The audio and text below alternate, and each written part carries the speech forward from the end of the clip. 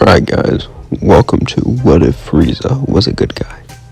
Now, this series will be pretty interesting, considering that, how am I gonna do a good guy Frieza? There's many ways I can do this, but I think I have an idea, and his potential might be a bit limited in this, because I don't want to be too overpowered, and this is gonna be like a really serious what if, so just enjoy the ride. With all that being said, let's get to it.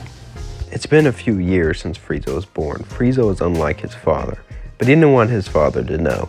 If his father knew he had a good heart, he would never inherit the Empire. His plan was to inherit the Empire, kill his father, and turn it into a peaceful empire. An empire that maintains peace and prosperity and betters the lives of the planets that are under it. One that doesn't simply wipe people out and sell it for a profit. His job was to take care of planets, not destroy it. He knew he had to do it. But he would get his opportunity one day, as King Cold and Frieza would go to planet Vegeta to announce Frieza's now the new Emperor. As Frieza was announced Emperor, he could see snipers all aiming around him. Frieza just smirked at King Vegeta and said, put those snipers down before I do it myself. As he raised up his fingers, threatening to kill them all, King Cold was proud. It seemed like Frieza was just as ruthless as him. He was worried. Frieza always seemed cold-hearted, but he didn't know if he had the battle sense or the ruthlessness. But seeing this, he knew he could leave the hands of Frieza. However, Frieza was just acting. In truth, he was excited to see that King Vegeta was defiling King Cold. That means he wants to get rid of him, so they have a common enemy. He really doesn't want to kill his father, but he knows he has no choice. His father is pure evil, and the only one who can compare to him in power. So to turn the empire into an empire of justice, he has to get rid of King Cold.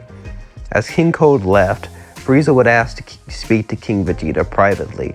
As they spoke, Frieza would look up at him and say, "I know you want to get rid of King Cold. And probably me too, am I right?" King Vegeta looked at him and said, "No, I would never get rid of you. You are..." "Cut the crap. I know the truth. But that's okay. I have a proposition for you." King Vegeta would look up and say, "What's that?" "You see, King Cold is a threat to my rule and a threat to the universe. So, I figure I should wipe him out. However, you need some incentive. What if I make the Saiyans some of my right-hand men? Make them the chosen people of my empire. The chosen race of warriors that I lead into battle myself." King Vegeta was shocked. He never expected such respect. To be honest, he wanted freedom, not to be under anyone. And greater autonomy sounds nice, but it would be better just to be free in general. However, that wasn't an option. And the Saiyans could get way more respect and prestige and all live better lives, him included. Also, he could get more respect under Frieza. So, with all that being said, he decided to agree. After all, with King Cold dead, maybe they could find a weakness to kill Frieza.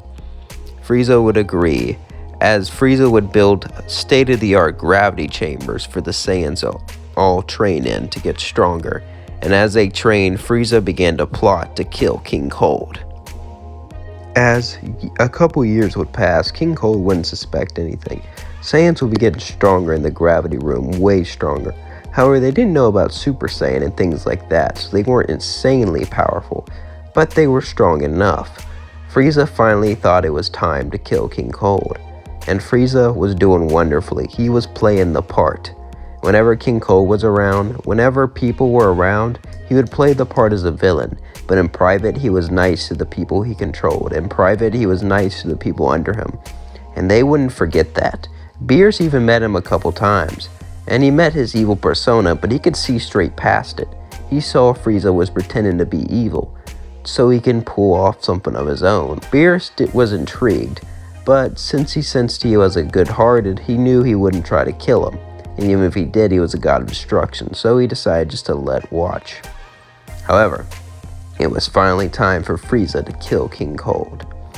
As King Cold was invited over to talk to his son, he wanted to talk business and get some tips from him. King Cold was proud, and he wanted to give tips to his little boy. However, when he walked onto the planet, something was wrong.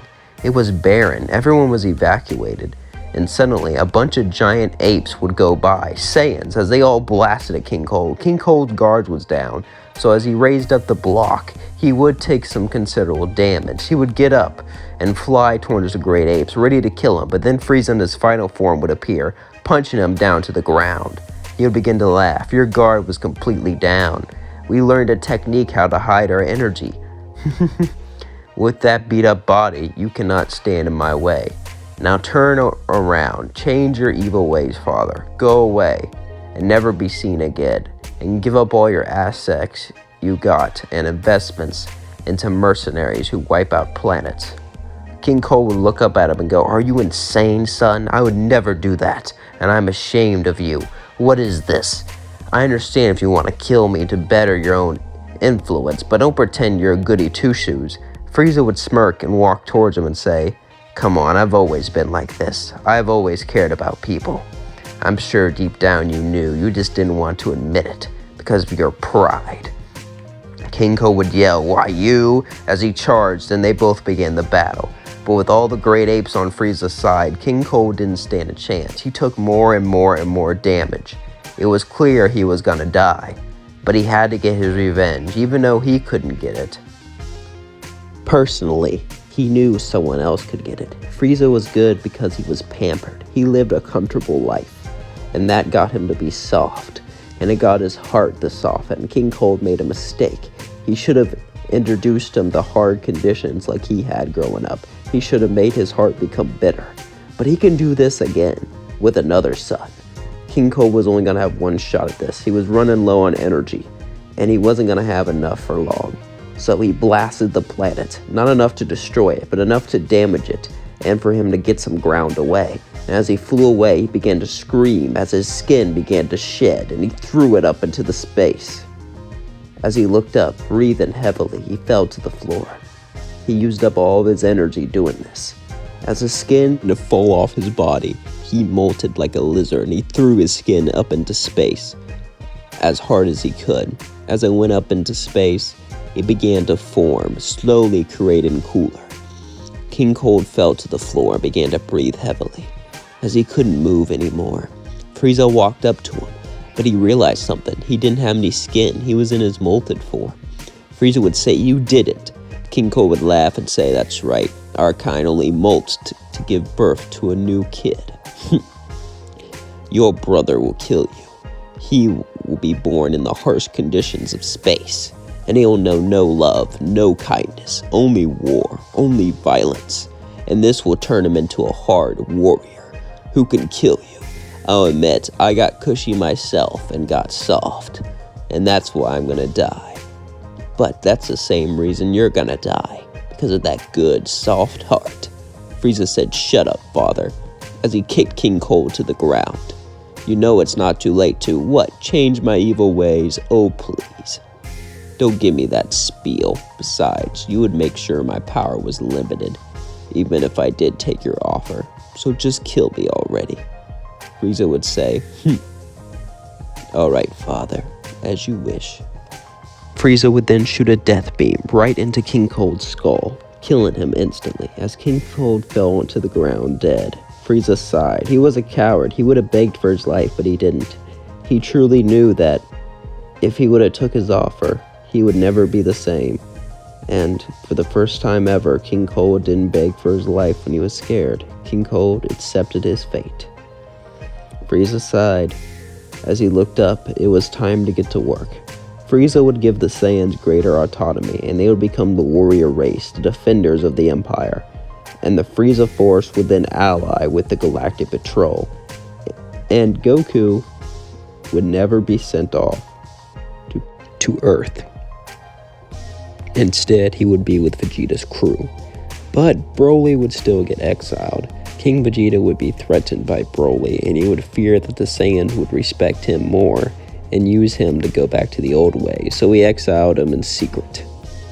Things would be going nicely for the Saiyan race. However, not everything was peaceful. Cooler would land on Earth, and as he got up, merely a little child, Grandpa Gohan looked and saw the alien. He was ready to take care of it.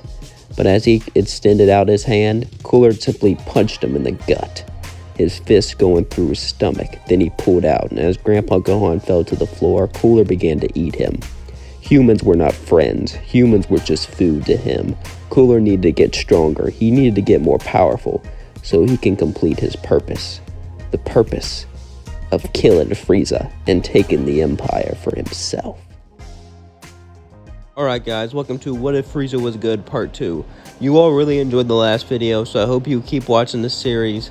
I hope you keep enjoying it. And with all that being said, let's just get to it. Cut to Cooler. After Cooler killed Grandpa Gohan and began to eat him, he walked inside of his house and he saw a weird looking ball. It was a Dragon Ball, but Cooler didn't know what it was. Heck, he could barely even talk. His race did develop faster than humans, to say the least, but he still was a little infant. He grabbed the ball and looked at it. He wondered what it was. He wondered if it was useful. Something about it just called to him, but he didn't have time for that now. He decided to keep it. He would go throughout the woods and eat and devour any animal he saw, any person he saw. A year would pass. He would just hunt there and destroy the entire forest. After a year of devastation, he was finally ready to go on searching. He had to grow up a bit. He had to learn how to talk. He learned it by torturing the natives and practicing on them. Now that he could talk and he had a Dragon Ball, he heard rumors that they could grant a wish. He really didn't know what he wanted, but he would decide to go look. Cooler would walk into a nearby town and begin to scorch the earth, destroying building after building, demanding a Dragon Ball, and they didn't know where it was. He destroyed it. However, after he did that, tanks decided. These tanks were a part of the Red Ribbon Army. As all of the tanks began to blast at Cooler, men with guns showed up, and jets, but they did nothing. Cooler just laughed and said, "Is this the type of weapons this planet has? Pathetic." As he began, he lifted his hand and charged a ki blast, and he blew up most of the tanks, and jets would come as he would fly up and destroy them. The Red Ribbon Army was no match for Cooler. However, General Blue would show up. Him knowing how to use ki would get cocky and think he could defeat Cooler. However, he would try his luck and fail miserably. Cooler would annihilate him, humiliate him, torture him, and beg for mercy. He would say, "Where are the Dragon Balls? Do you have any Dragon Balls?" He would tell them where the base is, and they would have a few. Cooler would fly towards the base and torch everything. Dr. Gero would see this and hide in a bunker, but he would swear revenge against Cooler.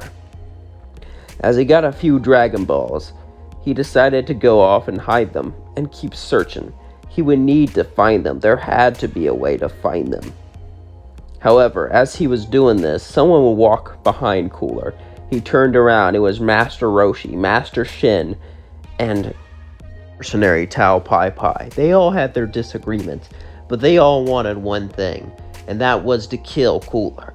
Shin wanted to show off all his cool techniques and prove his martial arts school was the best. He couldn't do that if Cooler destroyed the world. Master Roshi honestly cared about the world. And Tao Pai Pai, well, if all the rich people die, how's he going to get money for jobs? They all had a reason to stop Cooler. Cooler would look at him and say, "Where'd you all come here?" Kami brought us. Master Roshi would say, "Kami, huh? Cooler would be intrigued, but then he would begin to fight all three of them. But they were no match for Cooler. Even in his weakest state, Cooler could easily take all of them. However, they were merely a distraction. As Master Roshi did a Kamehameha, Cooler tanked it head on and said, "I can do that now." As he charged a Kamehameha right at Shin, Shin would jump up and fly at Cooler, but Cooler would fly up and kick him to the floor. Shin would say, "How is that possible? My school invented the flying technique." Invented? People have been flying for a long, long time. "Don't get too full of yourself, Shin," as he would blast a death beam straight through his heart, killing him. As in, mercenary Tao Pai Pai would try to kill him by licking his neck, but that did nothing, as he merely slapped him, causing his neck to snap. As he fell to the floor, he would walk to Master Roshi. Master Roshi was in his buff state, breathing heavily. Cooler would say, "You're a great martial artist. Too bad you're old. If you were younger, I would ask you to join me, but I don't need any old geezer on my team." Suddenly, the sky would turn black, As Cooler was distracted, Kami would gather the Dragon Balls and bring back King Piccolo. They were gonna wish for eternal youth and fuse. Would this be enough? He didn't know, but he had to try. As he wished for them both to have eternal youth, they then fused and became one again. As then, he walked up. He had pure evil in his heart, but he also had good from Kami. Piccolo would look at Cooler, and they would both begin the battle. The battle was intense, and Piccolo was winning, but he didn't know something. Cooler was holding back heavily. He wanted to see what this Piccolo was made of. Piccolo then began to laugh. "You think you can take me on? Oh, please." The fusion of Piccolo and Kami. I am back. I am my original self, and I have eternal youth. I am the most powerful being in the universe. I will take over this planet and rule it for all of eternity, and I'll make it into a paradise for my people, he said, as he showed off evil and compassion. But Cooler decided to stop holding back, as then he showed him his true power. Piccolo then began to shake in fear, as he couldn't even move. "Oh, what's the matter? I was holding back. This is what I am. But I am intrigued. If I could train you properly, since you're young forever, you do have a lot of potential. Say, why not join me and together we can take over this pathetic universe? I have a grudge to settle with my brother. I think you could help. Wouldn't you agree? Besides, it beats dying." Piccolo would look at him, and Piccolo would just nod. Piccolo gave up and would decide to join Cooler. His fighting was futile. The King Piccolo inside of him realized something. He wasn't the strongest in the universe. He realized that his whole Demon King thing was just a failure, and Kami just wanted to help people, and I guess he could try to soften Cooler's heart. The Kami and Piccolo in him agreed to join Cooler. Cooler would say, "Excellent, but I need a spaceship for you, since I can breathe in space, but you can't. Wait here," as he flew off into space. We cut to Kakarot. Kakarot has been getting tired of Vegeta. He wanted one thing, and one thing only, power. But he couldn't have it. He was just a lower class Saiyan. True, Vegeta would be way nicer in this timeline, but even then, the Saiyan hierarchy was so barbaric. His entire life determined just because of how he was born. Frieza was trying to change that, and progress was being made, but it was so slow. Kakarot had enough. He was on a small military outpost, getting supplies for his squad, when suddenly Cooler would show up and began to murder everyone. Kakarot would see Cooler, but instead of fighting like the rest, he would simply bow. Cooler would see this and land. "What are you doing?" "Train me. You must be Frieza's brother. He said to be on the lookout for you. It's time that I change teams, and I have an idea to prove my loyalty." Cooler would be intrigued. "I'm listening." "I'll call all the Saiyans back to planet Vegeta, saying it's an emergency, then you'll blow it up and wipe them all out." Cooler was shocked that someone would go through such lengths to do this. It seemed like it could be a trap for him, but he said, "All right, but do this far away from me, so I know you're not calling people to attack me." Goku would nod and say, "But if I do this, I want you to train me. I want you to make me stronger. I want you to make me better, so I can help rule the universe with you. A coup d'etat for power." Goku began to laugh. As Cooler would like Kakarot. Kakarot had a cool spirit to him, and he seemed pretty cool. So, Cooler would agree. And then he would get a spaceship. "Alright, I think you'll like King Piccolo." As Piccolo was waiting, suddenly, Cooler would fly back down with a tiny space pod. "Here, you want me to get into that thing?" "Yes. Now follow me." As he got into the space pod, it would launch off with Cooler. Cooler would land on the small outpost with Kakarot. It was time for Cooler to get rid of the Saiyans. True, getting the Saiyans on his side might be a better idea, but they're all so strong. And they're just a nuisance. They're the reason his father died after all. He does have some memories before being born. Since he came from his skin, he also came from his brain. So he does remember some things, but not everything. So he decided to wipe out planet Vegeta, and this was perfect. Kakarot would call everyone, saying there's an emergency, come back to planet Vegeta. And since he was in Vegeta's squad, the most important squad of them all, they all decided to listen. Except for Vegeta, ironically. Vegeta and his group were busy, so they decided not to go. Most of the Saiyan race went to planet Vegeta, however. As Cooler flew off to the moon orbiting Vegeta, he looked down, smirking. It was time to get rid of his biggest threat. The Saiyans were Frieza's right-hand man, and without him, his empire will be handicapped, to say the least. Then, he can build up his own little force, and take the fight straight to Frieza, overthrowing him. Then he'll destroy the Galactic Patrol for allying with him and helping them kill his dad. Yes, everything was going perfectly. His revenge will come clear as day.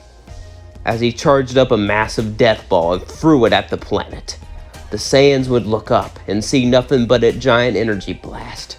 They didn't know what was going on, but what they did know was they didn't have much time left. As all the Saiyans were killed, Cooler would laugh watching the planet blow up. As then he flew back to the small outpost. Alright, Kakarot, you prove your worthiness. Time for me to train. We cut to Frieza and Vegeta. Frieza would gather Vegeta and break them the news that planet Vegeta was blown up. Vegeta was aggravated. Who could have done this? Frieza says, we don't know. We do know there was an emergency call for one of the Saiyans. When they all got there, it blew up. It could have been a disaster, but why would they call everyone to a dangerous place? It had to have been some sort of invasion, or something like that. Frieza would keep researching. He would try to find Goku, but he couldn't do it. What happened to Kakarot? How come he couldn't find him? However, eventually he would find footage of Cooler blowing up the planet, and Frieza put it together.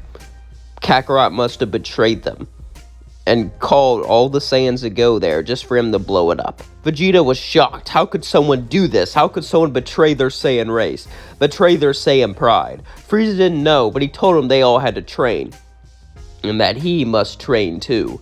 But Frieza wasn't gonna train. He was just gonna do some light exercises here and there, which greatly boosted his strength.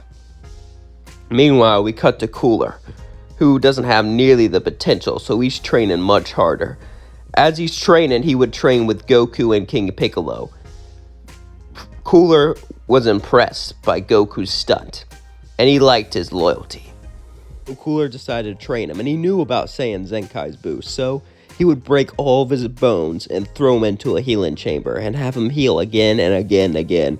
Cooler put Kakarot under intense training. He beat him, abused him, destroyed him, and rebuilt him. This was the way Cooler trained Kakarot. He also taught him some moves, like the Death Beam and the Kamehameha.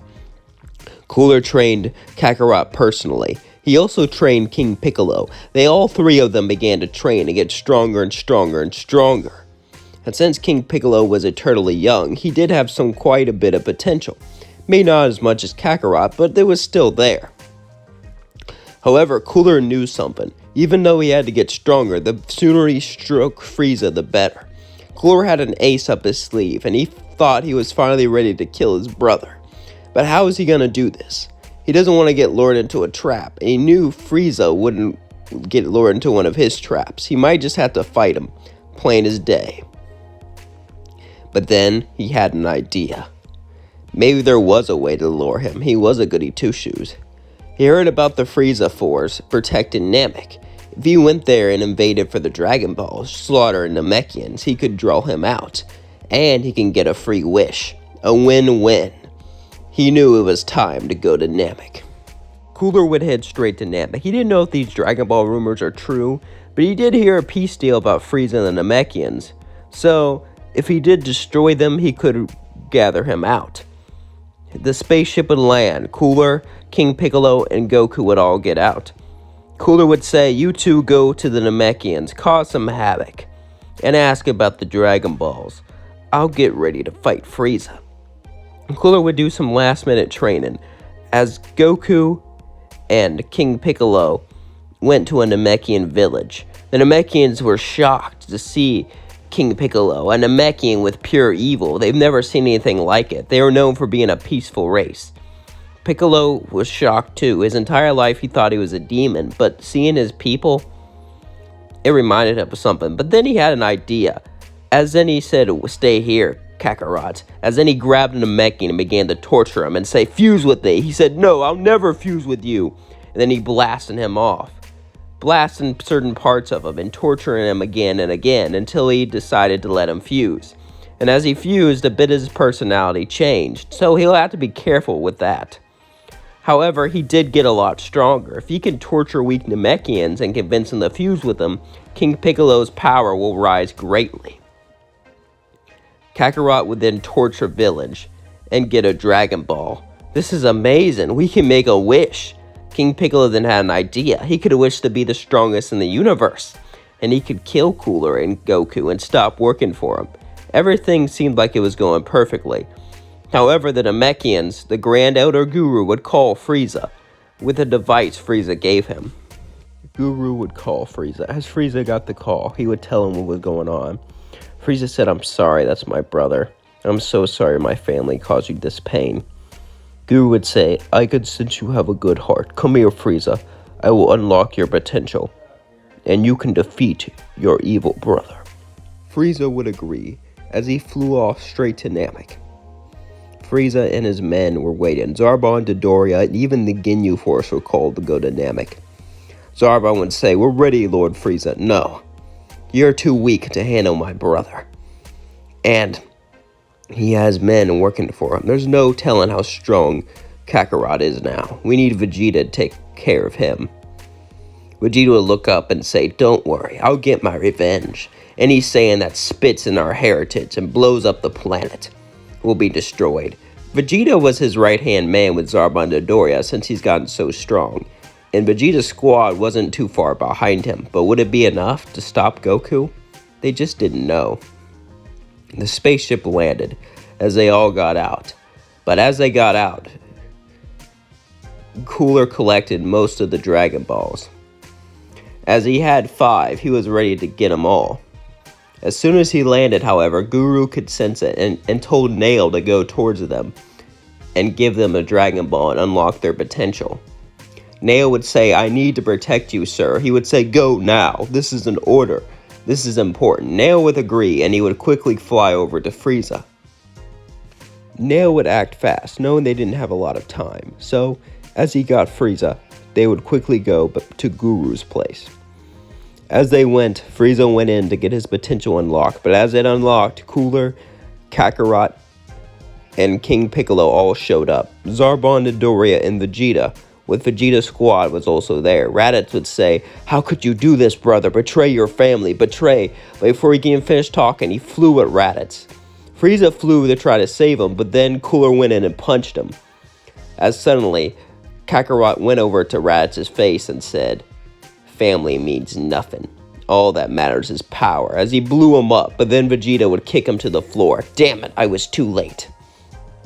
Vegeta and Kakarot would battle, as King Piccolo would battle Zarbon, Dodoria, and Nappa, and Cooler and Frieza would both begin to fight.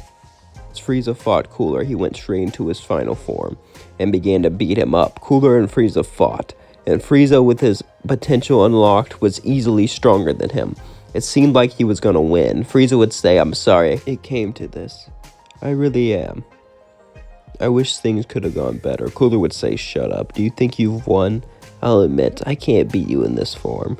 But unlike you, instead of making stupid forms that make me weaker so I can better maintain my power, I made a form that makes me stronger." As suddenly Cooler would transform, Frieza would be shocked as he would walk back.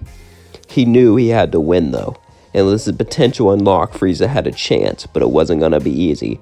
Frieza and Cooler both locked into an epic battle. As that was going on, King Piccolo stretched out his arms, grabbing Zarbon Dodoria, pulling him closer, and blowing them both up. Torturing some Namekians and fusing with them makes you a lot stronger. Nappa will look at him and say, "You may be stronger, Green Man, but you're still a bug compared to a Saiyan," as he would punch him. And King Piccolo and Nappa fought, Vegeta would fight Goku. "This isn't like you, Kakarot. What the hell is wrong with you?" Kakarot would say, "Shut up. You always look down upon me. You always boss me around. But now, I'm gonna control the universe with Cooler." Until he looked around, making sure he couldn't hear him. "I get bored of him. Then I'll get rid of him. I will rule this universe. Not you. Not Frieza. Not Cooler. Me." Vegeta laughed. "You're nothing but Cooler's lapdog. Can't you see that? Like you're one to talk. You bark for Frieza." Vegeta got mad as he punched Kakarot, then Kakarot punched him. As all three of them were engaged in battle, Nail couldn't stand this any longer. Nail was about to get involved, but then King Piccolo punched him down to the floor. If he could fuse with him, he could become stronger than Kakarot, and maybe stand a chance against Cooler. King Piccolo knew what he needed to do, but then Nappa would punch him. He couldn't torture him to fuse with him and keep up with Nappa at the same time. Things were becoming difficult as he began to battle both of them at the same time. Meanwhile, Cooler was battling Frieza up into space. Cooler would say, "This is the end for you, brother. You trained hard." Well, I would say that if you weren't lazy, but then Frieza went into his buff form. This was the only way he can equal Cooler in battle, but even with it, he knew there were major drawbacks, and he had to finish him off right here, right now. King Piccolo would then rip off both of his hands and kick him away. This shocked Nappa and Vegeta, but suddenly the hands would fly up and blow off Nappa and Vegeta's tails. As in, Kakarot would throw up a little fake moon and become a great ape. He began to laugh, say, "I got the two Saiyans." As then he kicked Nappa and Vegeta away and began to torture them, brutalize them. Meanwhile, King Piccolo began to torture Nail. Nail was a strong, powerful warrior, but with King Piccolo's fusions and him training with Cooler, he was no match for him. However, as he was doing this, Nail would say, "I'll never fuse with you. If you don't, I'll give you the slowest death imaginable." "Fine. You can't force it. And guess what? Even if we did fuse, you'll still lose to Frieza. There's no way he'll lose to his brother." King Piccolo said, "Shut up. Even if he does, I'll be the one to defeat him." But suddenly, Namekians blasted King Piccolo's back. There were a few warriors who survived, and they showed up to battle King Piccolo. However, this would be a downside. Some of them had weak wills, and he was able to torture them and force them to fuse. You see, you can't force someone to become one with you forever. You have to torture them until they agree, or do it naturally like you're supposed to. Meanwhile, Kakarot held Nappa and Vegeta, squishing them in his hands. As they began to scream out in anger, scream out in pain, he began to laugh. "I'm not gonna lie, Vegeta. You might have won. Our powers were similar. As much as my pride hates to admit it, you were probably a bit stronger than me. However, in this great ape form, you are no match." Vegeta would then yell, "Damn it!" As suddenly we cut back to Frieza. As Frieza and Cooler were battling, Frieza would begin to charge everything he had into one attack. King Cooler would laugh. "You gave up stamina and speed in that form. There's no way you could hit me with that attack. I'll admit it might kill me, but there's no way you can." But then Frieza had an idea. It was a technique he learned from Yardrat. Since he had a bunch of planets under him, he was learning from all of them. He put his hand on his head and instant transmission away. Cooler was shocked. Where did he go? But then he teleported right behind him and hit him with the ki blast, launching Cooler straight into the sun, killing him, or at least he thought. Frieza would then go down dynamic. His stamina was running low, so he began to charge it all into one blast.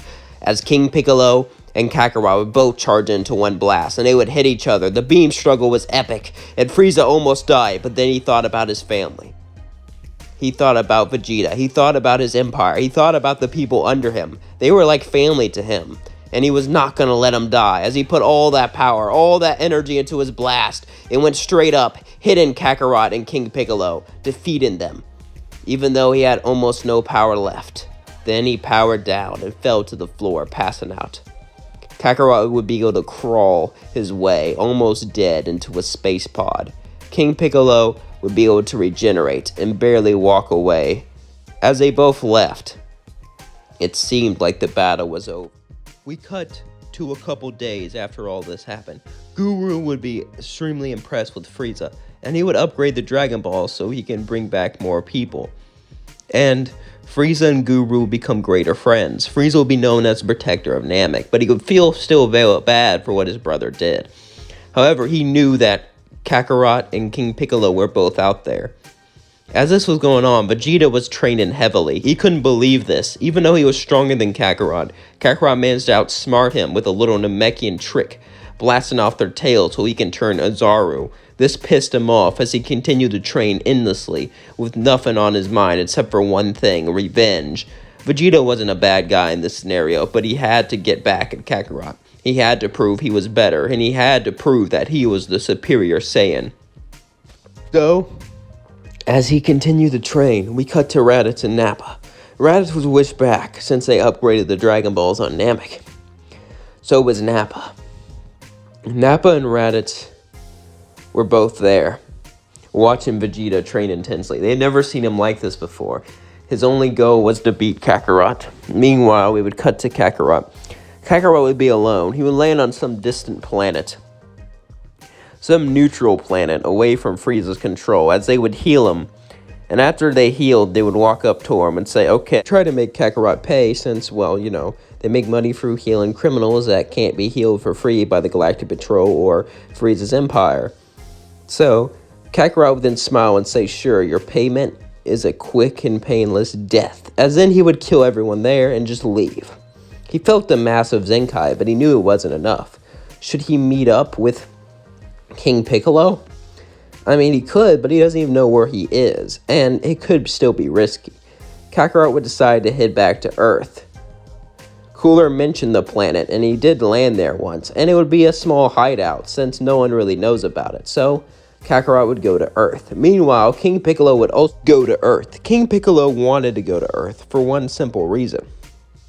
He believed that he wanted to be powerful again. True, he was very powerful, but he was below Frieza, and he was below Cooler. King Piccolo didn't like this. On Earth, he was a big fish. He can go back there, and besides, he could prepare to get revenge on Frieza. He wasn't giving up yet. The two space pods would land. Kakarot would land there first, a week before King Piccolo, and Kakarot would make himself known. He would try to take over the world. But then, soon after, King Piccolo would land. He would see statues of Kakarot. He would be angry. He would fly right towards him. Kakarot would look up and say, oh, Piccolo. Makes sense you'd be back here. Is that why you're here? No, you could have this pathetic planet. I don't really want it anyway. But what I do want is a good training partner. We need to get strong to beat Frieza. Why do you think we need to work together? Piccolo would say, why would I ever want to work with you? You dumb aliens ruined everything. Aren't you an alien too? Shut up. I didn't know that. To me, I was just a demon. That's all I needed to know. Everything I ever wanted, I was gonna have. I was gonna rule this world, but then Cooler changed it all. Cooler's the only reason you fused in the first place. Don't get it all twisted. We'll win. Don't worry. Besides, we need to train. Eventually, Frieza will find out where we are. Piccolo reluctantly agreed, as they both trained together intensely, pushing each other further and further.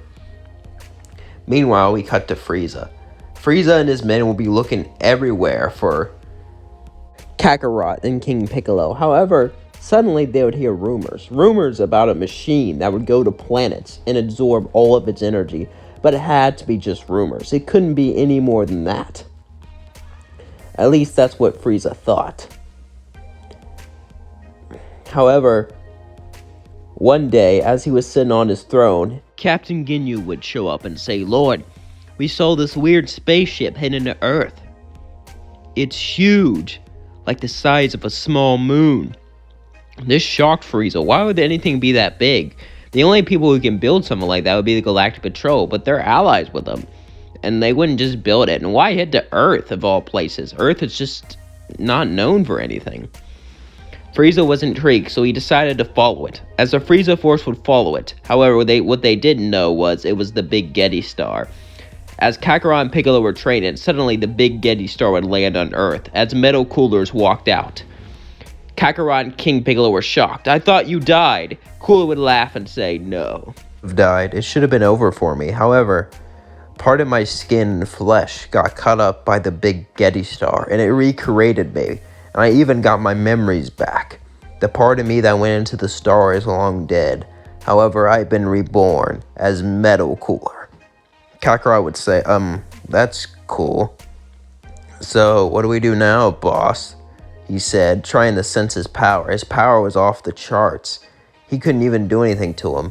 Metal Cooler would say, boss, I'm not gonna lie, you guys were worthy servants. And if I wasn't turned into this, honestly, you probably would have been with me forever. Or at least until you betrayed me. However, Now I have no need for you.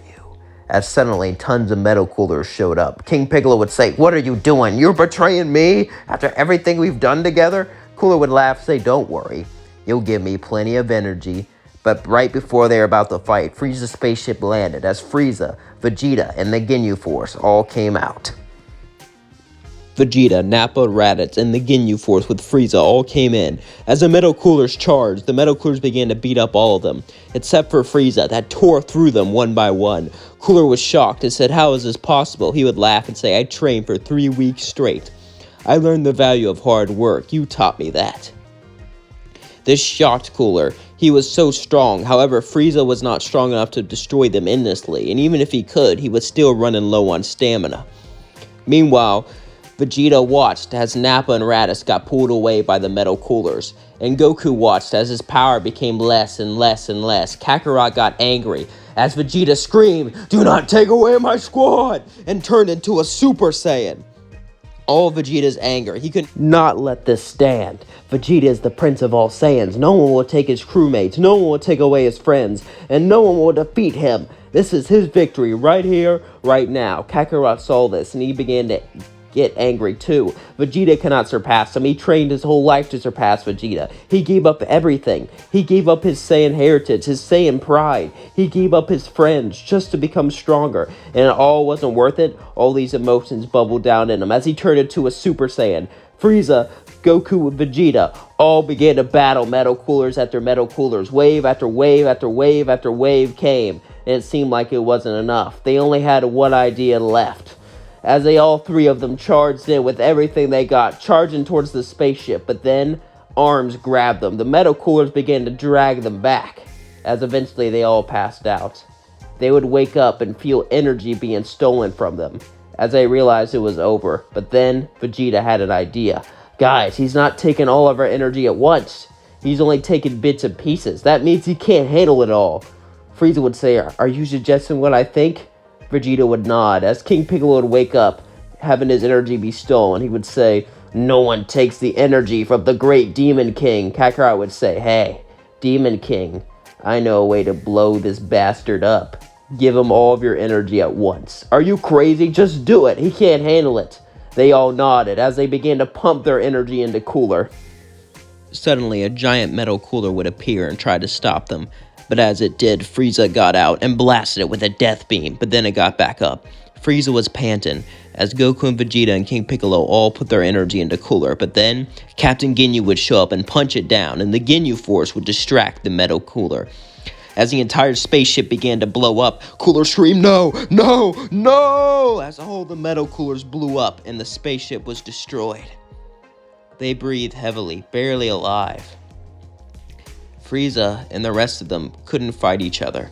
They worked together to stop Metal Cooler, and well, they couldn't really do anything. They were both too tired, so they waited and rested up. After that, Vegeta and Kakarot both looked at each other, and Frieza looked at them too. Frieza would say, "You can go." Vegeta would say, "Why do you? We work together here, but next time we meet, if you do not turn your evil ways around, you'll..."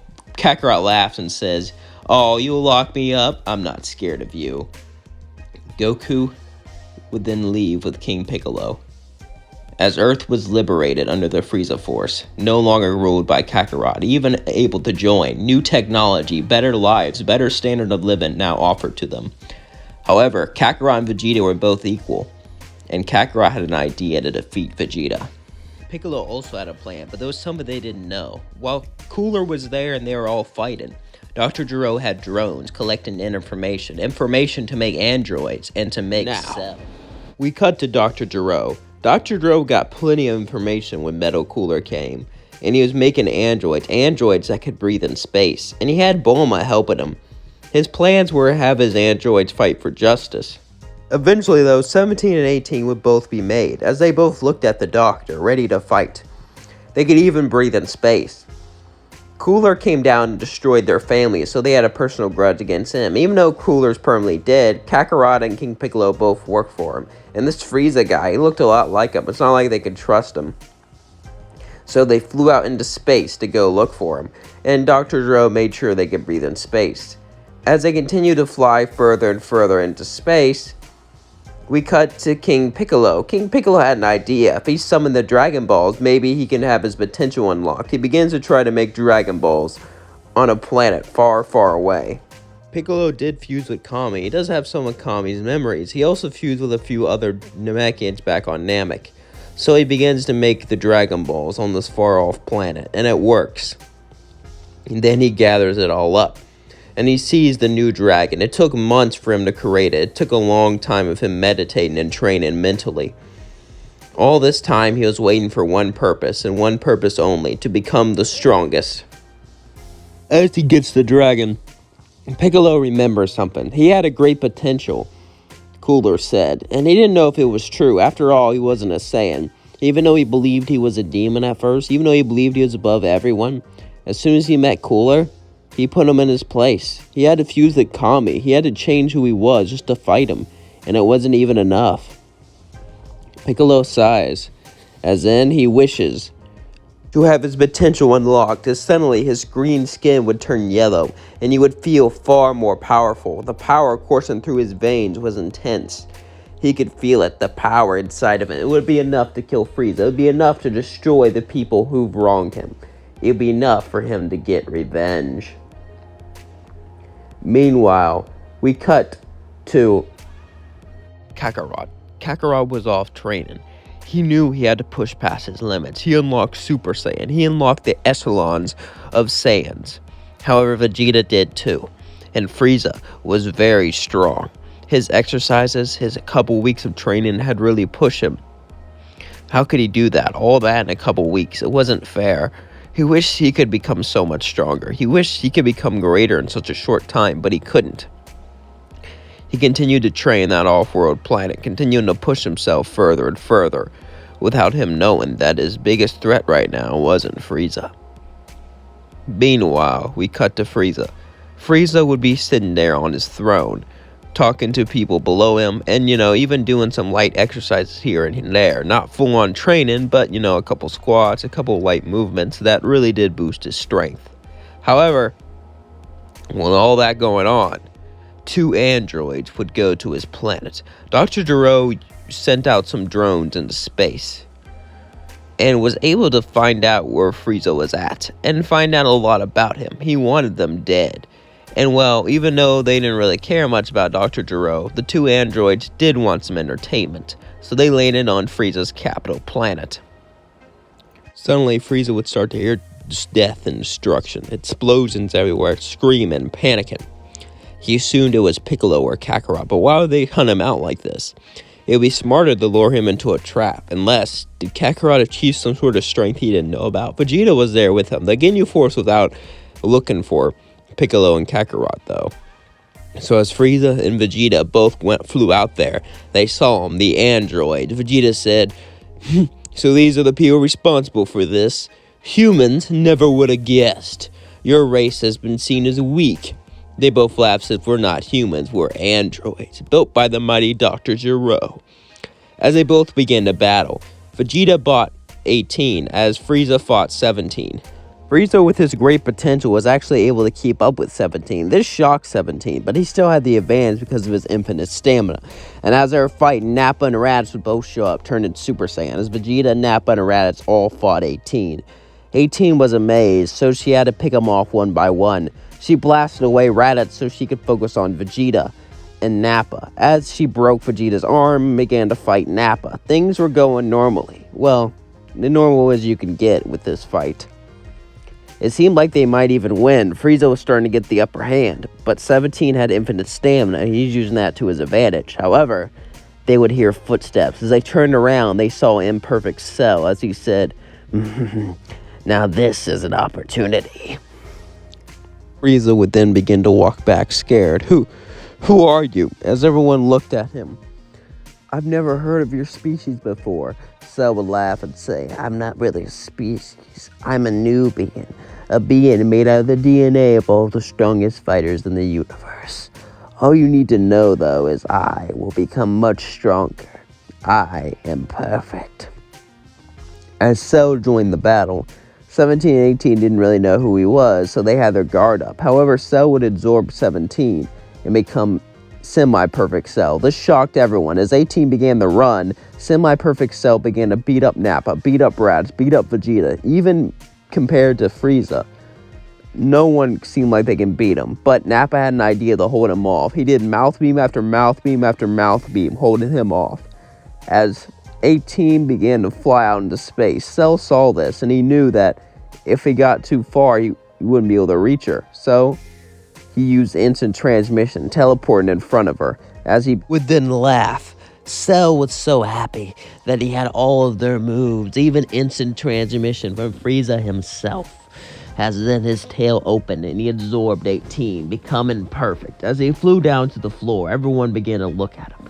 They didn't know him for very long, and they weren't trying to stop him from being perfect for very long, so they didn't know what he would do. But Cell had an idea. He looked at him all and said, "Hey, how about a tournament for the Cell Games? I feel like I can test my strength against you all. Besides, I know about Frieza's great potential. This will be interesting," he said, smirking. As they didn't really know what to do, so he announced the Cell Games to all of the Frieza Force and then flew to a planet. He gave them 7 days to prepare. Meanwhile, we cut to Kakarot and King Piccolo. They heard about this. They had spies or was watching or was at least in tune with the Frieza Force frequency waves, how they travel and how they talk to each other. So they knew about this tournament, and King Piccolo was excited to show off what he had. As the days passed, Kakarot, Vegeta, Nappa, and Raditz all trained. King Piccolo trains too, and even Frieza trains a bit here and there. Frieza decides that he would have to train for a whole week. This would increase his power level so high that he would have to win. There's no way he couldn't win. He knew that with this week of training, he would become strong enough to defeat Cell. As the week passed, they all came up for the Cell Games. Cell would look at him and say, finally, all the challenges are here. Who will fight me first?" Piccolo had an ace up his sleeve. No one knows his potential was unlocked. But before he could jump up, Frieza said, "I would jump up." But then Piccolo says, "I call next." Cell goes, "What? You're just a Mechian. You can't even turn Super Saiyan. At least Frieza has some great potential." He said, "Shut up. When I'm up, I will destroy you." Fair enough. Frieza and Cell then would both begin the battle. Frieza and Cell both begin the battle, and Frieza is barely below Cell. Cell and Frieza began to push each other further and further, but Cell has great regeneration. Frieza doesn't have that. He knows since they're too equal, they'll not be able to win. He tries his death beam, he tries his techniques he learned from other planets, and Cell uses all of their techniques, and they go at it. They're pretty good. They're pretty even. It's a pretty good fight. But Frieza then laughs as he lands. "Do it now," as Captain Ginyu runs and says, "Change now!" and takes Cell's body. Cell is shocked and goes, "What? That's impossible!" as he looks down at Captain Ginyu's body, as then Captain Ginyu and Cell's body blows him up. There's a chance he could learn that technique. "We did it, we won." But then Piccolo laughs and says, "I don't care if Cell's defeated or not. He's not the main threat. I am, and I'm gonna rule this universe." As suddenly Piccolo would turn orange. As Piccolo's power emanated, the first thing he did was knock out Captain Ginyu so he couldn't take his body. Frieza said, "All of you, go now! But now, I will hold him off." As they all left, Frieza began to fight Piccolo, but it was a losing battle. Piccolo's power was off the charts. It was godlike. As Orange Piccolo began to beat up Frieza, he began to torture him, brutalize him, break his bones. Frieza was nothing. For the first time ever, Frieza felt totally helpless. He was a strong, powerful warrior. Frieza always tried to help people around him.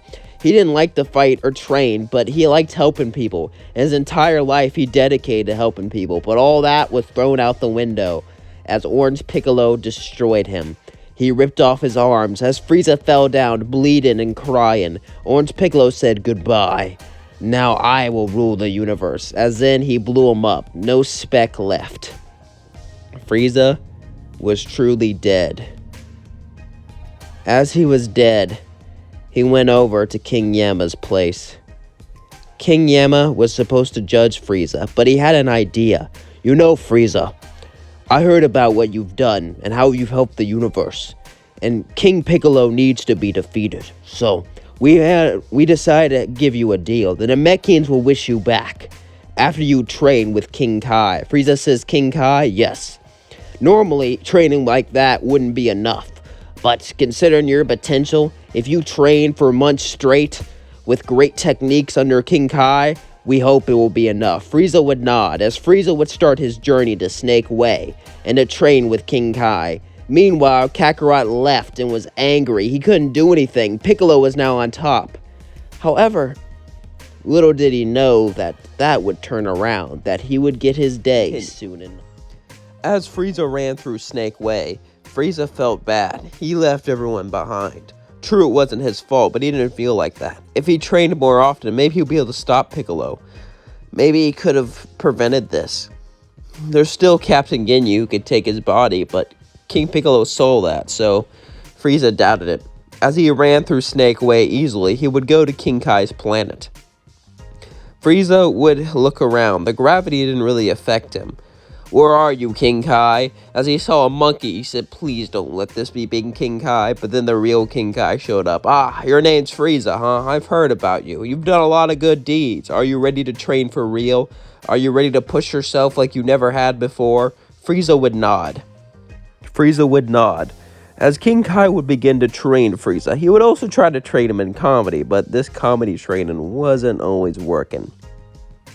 As Frieza trained, King Kai would then begin to teach him the Kaioken and the Spirit Bomb, and try to make Frieza more powerful than he was before, and also get him motivated. Frieza was kind of lazy, to be honest. He didn't like to train that much. He had a good heart, and he loved helping people, but he was always lazy. King Kai tried to break that laziness inside of him, as Frieza trained and pushed himself more and more. As this was going on, we cut to King Piccolo. King Piccolo would go to Frieza's capital planet and murder everyone and replace it with demons as he spat out egg after egg after egg. He had a plan to destroy everyone in the universe and replace them with his own demon race. This was his plan, to become the true and perfect demon king. No one could stop King Piccolo now. The Galactic Patrol were becoming more and more desperate. They had someone who could stop him, Moro, but he was super dangerous. However, King Piccolo threatened the lives of everyone. They were unsure what to do. Meanwhile, we cut to Kakarot. Kakarot was all alone. Even though Kakarot was alone, there was something that was inside of him. The fire to get stronger, the fire to get better. It wasn't fueled by pride. It wasn't fueled by strength. It was fueled by something else, somebody he didn't know. Ever since he was born, he wanted to get stronger. He wanted to become greater. And as he was training, he would hear a voice. This King Piccolo guy seems pretty strong. However, you're pretty strong too. Maybe we should pick you up first. Kakarot looked behind him and see a little strange man and a big red guy named Deborah.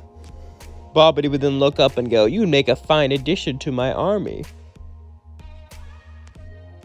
Kakarot would then look up at Bobbity and say, "Sorry, I don't join forces with anyone anymore.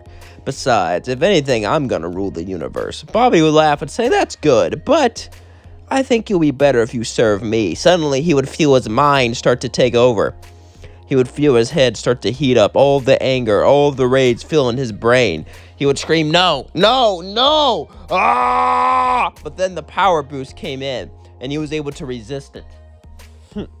Kakarot would then say, "Nice trick, but I bow down to no one." Bobbity would say, "That's too bad. You seem strong." Deborah, kill him. Deborah would spit, but Kakarot would dodge it and turn Super Saiyan 3 as he would punch him straight through the chest. Then he would fall down and die. Kakarot would turn back to his base form and say, "What do you want? What's your goal?" "My goal? I could tell by your ki and the way you present yourself. You have some master plan." "Tell it to me," he would say, grabbing him by the neck and lifting Bobbity up. Bobbity would be scared, and he would tell him his plan to bring back Majin Buu. Kakarot heard rumors of Majin Buu. If he could study him, maybe he can learn why he's so strong and become strong like him. He had a plan. He heard about the Mafuba used on King Piccolo, and he saw Earthlings try to use it on him, but he was too fast. Maybe he could use it on Majin Buu, then study him. He would use it on King Piccolo himself, but that's already been used on him, and he would be fast enough to dodge it. Piccolo knows what's up, but Majin Buu wouldn't. So his plan is to awaken Majin Buu, seal him up, then study him so he can somehow enhance his own strength. Kakarot and Bobbity would go to Earth. He knew it was a dumb move since Piccolo was born on Earth, and he really did have some fascination with it. True, he fused with Kami, but still, he was still mostly evil. So, Goku would simply stay there, with Babidi, waiting for him to arrive, which hopefully he will be. Meanwhile, Frieza finally finished his training on King Kai's planet. After that, King Kai would talk to Vegeta, Nappa, and Raditz, who would all be training. Guys! Yeah? I want you to lure King Piccolo to Earth so we can summon Frieza there with the Dragon Balls. Who is this? It's King Kai. King Kai would explain to them everything.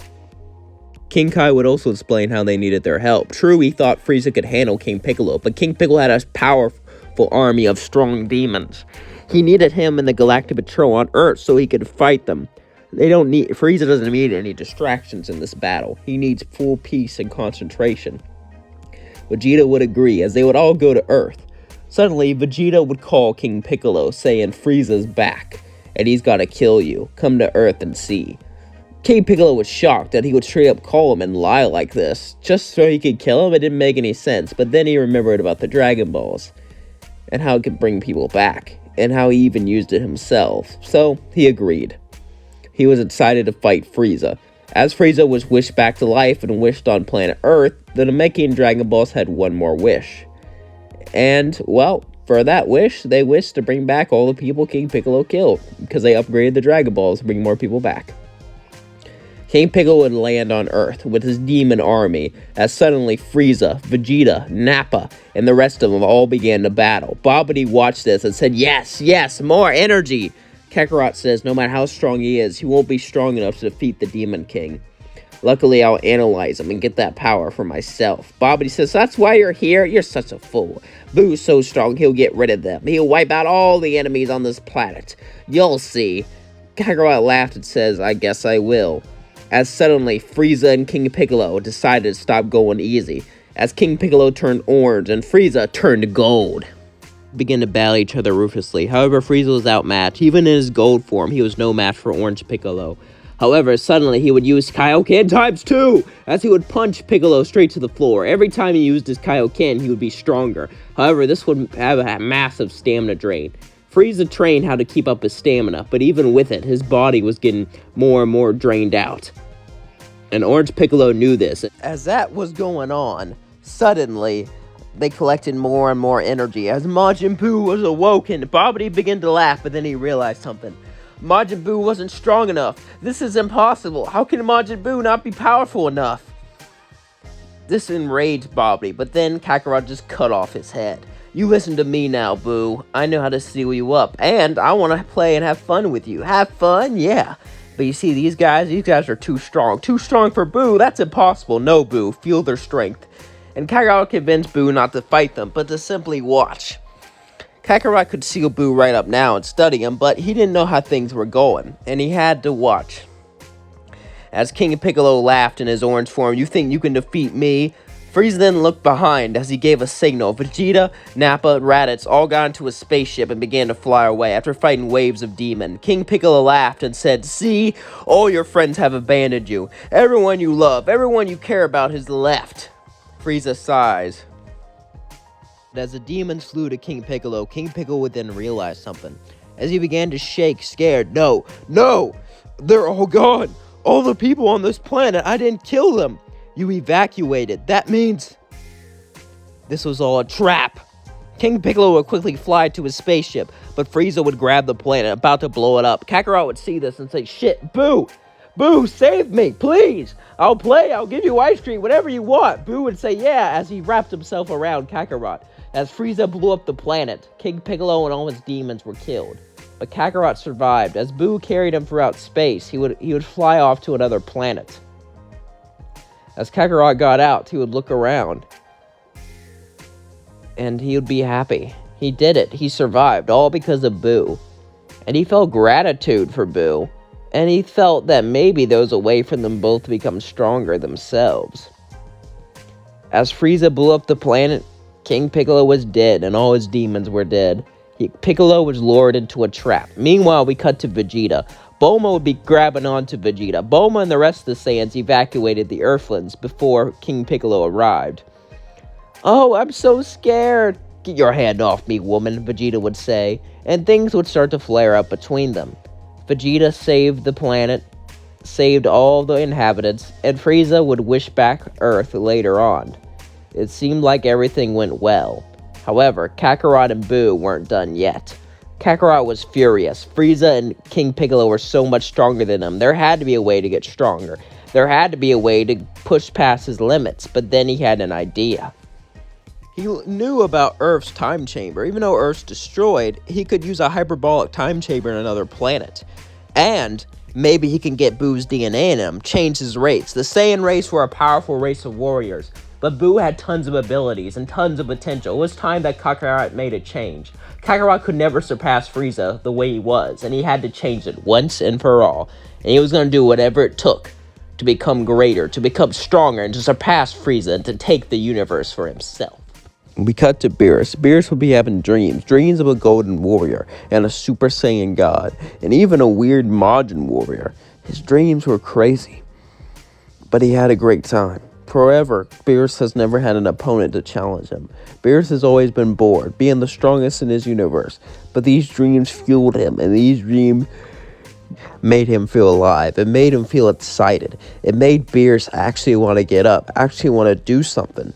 But as he woke up, Beerus looked around, upset that it was just a dream. He would try to think of what the dream was, but he couldn't do it. So he decided to ask Whis, "How is Frieza? Last time I visited him, he was trying to pretend to be a villain, but I could see through that act." Well, he's taken over the whole universe and turned into a utopia. He's given more rights to people, and Beerus would go on and on. Beerus would say, "Good for him. I always knew that guy had a soft heart, and he never really got in my way, so there's really no need to destroy him. I am worried, though, his soft heart will affect my job, but hey, we'll cross that bridge when we come to it." Yes, and he achieved a form beyond his final form. Beerus would look up and say his final form is just his normal form. The other forms are forms of suppression. He's actually got a form that makes him stronger. Whis would say yes, he does. Interesting. Maybe I should pay this Frieza a visit. But right before Beerus traveled there, Beerus had a realization that Frieza was the Golden Warrior. He had to be. He remembered his golden skin. He remembered his skin turning red for a slight second while they fought. This had to be Frieza. The prophecy was real. Beerus would travel to Frieza. We cut to Kakarot. Kakarot had set up a crime organization on the edge of the universe, making money and disrupting Frieza from the inside, and has been playing the long run to try to destroy its empire piece by piece. Cooler was destroyed because he was too impatient. King Piccolo was destroyed because he was outsmarted. He needed to make sure everything went right, and Kakarot managed to set up a crew of scientists who made his DNA Majin. Messing with Majin Buu and his DNA, he became Majin. He was no longer a Saiyan. As Kakarot was training with Majin Buu in the time chamber, he went out and he felt his power massively grow. He realized it. If he can get strong enough, he can contest Frieza. This was what he wanted. His power was already so close to Frieza, and he was already a better martial artist, but he needed to make sure that things went right. However, suddenly he would sense something. Since Majin Buu had God Ki within him, he would learn how to sense it.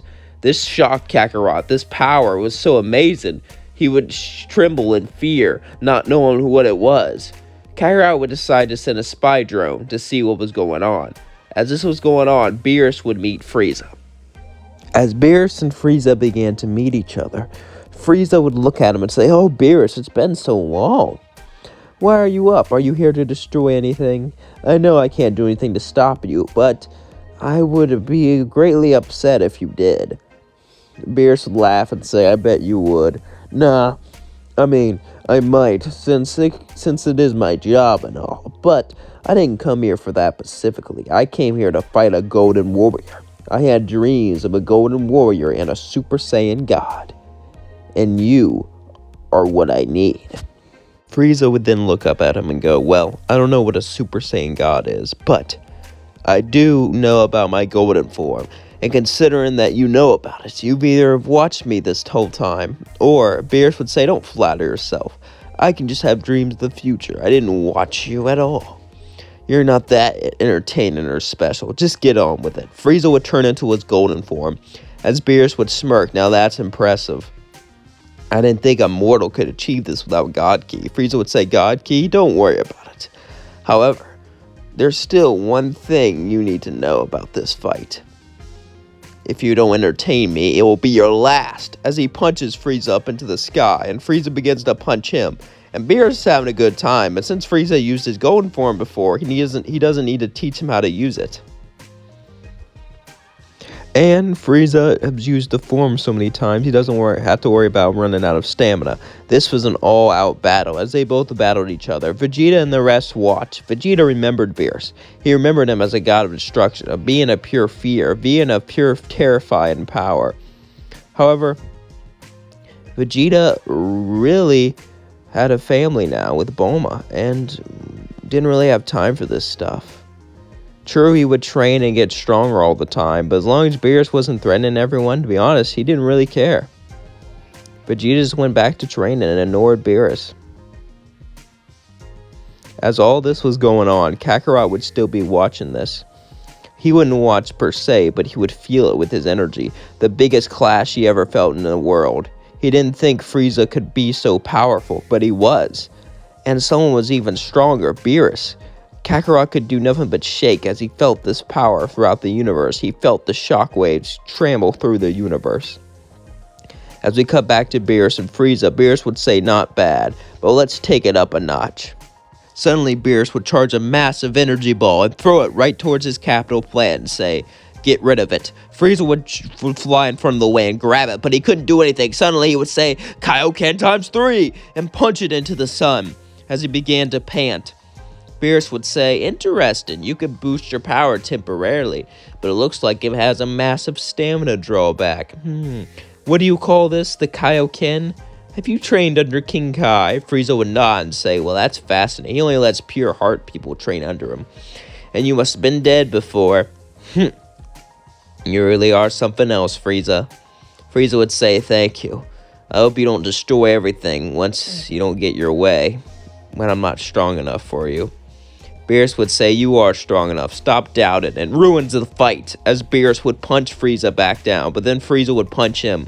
Punch after punch, blow after blow, shockwaves would be sent throughout the entire universe. Beerus was enjoying himself, but he decided it was time to end it. So, he decided to shoot a massive Akai blast straight at Frieza. Frieza saw this and went Kaioken times 10 and pushed it away. But this used a lot of stamina. As he began to breathe heavily, he knew that this was almost over. Frieza decided to pull out an Emperor Death Beam, shooting Ki Blast after Ki Blast, Death Beam after Death Beam. All of them hit Beerus, but it did nothing. Beerus would say, you're a great fighter, Frieza. I had a great time with you. Now stay down, as he would flick him down to the planet. Beerus would then land and say, not too bad. I got an idea. Who wants to go train with me to get God Ki? Frieza, you're first up. Frieza would say, no, I gotta stay here to take care of my empire, but I will train and keep getting stronger. Vegeta and Nappa would both agree, even Raditz. Vegeta had a family now, and Nappa was an old man, but he could use the Dragon Balls to wish for eternal youth, and he could keep training. After all, it's not over until you give up. However, Kakarot would be listening to all this from his drone, being intrigued. Suddenly, Beerus would look up at the drone and fly towards it. I don't like interferers. Then he would destroy it. Kakarot was shocked. Beerus knew he was watching him the whole time. Kakarot then felt an anger course through his body. He trained his entire life. He gave up his Saiyan race, his Saiyan parentage. He gave up everything just to become strong enough to defeat Frieza. Now there's a god of destruction he has to contend with. He doesn't care. This Majin form, this Majin body will push him, and he'll find a way to defeat him, no matter what it takes. Kakarot would look at Majin Buu. Buu would say, what is it? It's time we get stronger. We're going in that time chamber. I don't care how many years we're in there. I am not going to leave until I'm strong enough to defeat all of them.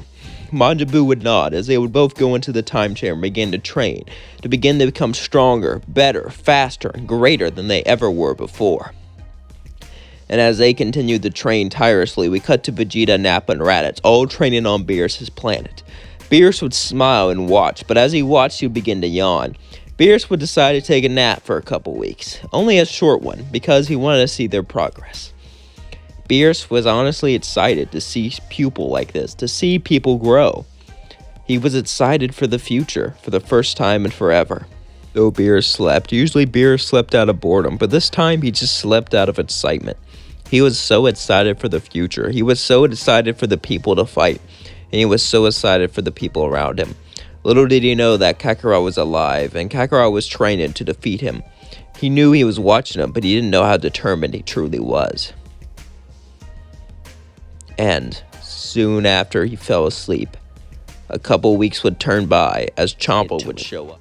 Nappa, Raditz, and Vegeta all began to train on the planet. Train to get stronger, train to get better. And as they were pushing each other, something weird would happen. They would feel a weird presence, like Beerus, but different. Beerus would get up and say, well, it looks like it's him. Vegeta, Nappa, and Raditz would be confused, so they would watch, as Beerus would meet Champa. And Champa would try to brag about an egg, and Beerus would show him the real food of the 7th universe. And as they argued, the Saiyans just looked at them, confused. They had no idea Beerus had a brother, and that there was another universe. That was a lot to take in. But anyway, Champa was going to hold a tournament between Universe 6 and 7. So, it was time to get the tournament assembled. Vegeta, Nappa, Raditz, and Frieza were chosen for the Universe 17. And Beerus wanted them to get Kakarot. Since Kakarot is off somewhere, they didn't really know where he was. So, they decided to get Captain Ginyu and Cell's body instead. As all of the team was ready, they went up to the tournament. And as they went there, Vegeta talked to Cabba. Vegeta was interested in Cabba, seeing that he was a Saiyan too, but he didn't really have a tail. But as they were talking, Frieza would look at Frost. It was weird. It was like looking in a mirror. And Frieza was happy. After all, he was a good guy, so Frost must be a good guy too. And he does look like a nice guy, but there was something about him. It didn't really seem right. And the first match was Frieza versus Botamu. As the big yellow bear went down, he would begin to laugh and say, "So, you remind me of Frost. I'm sorry if you're as kind as him, but sadly, being kind won't make it so you can win. It's time I knock you out of the ring, once and for all." As Frieza hit Botamu, began to absorb his punch. Botamu said, "See, I absorb all of your hits, all of your ki blasts. It's useless." But Frieza began to laugh. "I've seen your type before. Energy absorption's not really that unique. I thought you would have some unique ability, like to take someone's body. That would be very cool." Botamu would say, What are you talking about?" "Oh, it's nothing. I think it's time I just knock you off the ring." Botamu would say, "You could try," but suddenly Frieza would just blast a bunch of death beams straight into his chest. Even though it blasted off of Botamu, it would still knock him closer and closer to the ring until he fell out. And the winner was Frieza. The next match was Frieza versus Frost.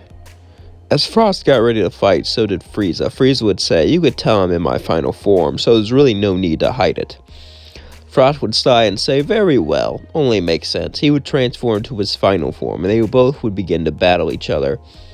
Things were going well. Frieza was stronger since he trained and learned the value of hard work, but he was still not overwhelmingly overpowered, at least not yet. However, Frieza was still far stronger than Frost. As Frieza and Frost were battling, Frieza wasn't even in his golden form. Frieza said, "Well, you're a great warrior, Frost, but it's time we end this, once and for all." Frost began angry. He could tell Frieza was hiding something, hiding some sort of form or some great technique of power. Even if he wasn't, though, he was going to lose. So Frost cheated. He punched Frieza and stabbed him. As Frieza fell down, everyone was shocked that Frieza lost. He was winning. How could he just lose like this? Frieza was poisoned, but Jocko was watching since they were allied with the Galactic Patrol, and he was unsure about this.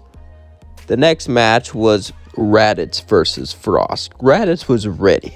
Raditz, his entire life, he was above his brother, but suddenly his brother turned evil, and he was below him, and he didn't really have his time to shine.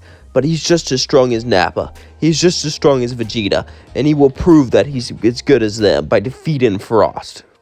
Raditz went into the ring, as Frost did too, and they both began to battle each other. But Raditz turned Super Saiyan out of the get-go and punched Frost straight to the floor. Everyone was shocked. This transformation, what was it? At least Universe 6 was. Universe 7 already knew about it. And as they continued the battle, suddenly Frost would try to cheat, but Jocko would catch him. He's cheating! As suddenly the referee would catch him and call him out, disqualifying Frost, as Raditz won. The next match would be Raditz versus Kaba. As Raditz and Kaba both began the battle, Raditz would say, "Not bad, now show me how powerful your Super Saiyan is." Kaba would say, "Super Saiyan? Sorry, I don't know what that is." Raditz would be shocked. How could he not know what Super Saiyan was? But then he remembered, his entire race didn't know what it was. It was just a legend until that one fateful day. The one day that they fought Cooler. That changed everything. Raditz would then laugh. "Alright, kid, if you don't know what Super Saiyan is, looks like I'll have to destroy you." As then Raditz would grab Kaba up by the neck and begin to choke him, torturing him, saying he'll kill him and his entire family. This made Kaba angrier and angrier and angrier until he turned into a Super Saiyan. As Kaba turned Super Saiyan, then began to punch Raditz with everything he had, every bit of power, every bit of energy that was in his body. He used it against Raditz. As Raditz laughed, "I'm proud of you, kid." Kaba then realized something. Raditz was just acting, that's why he did it.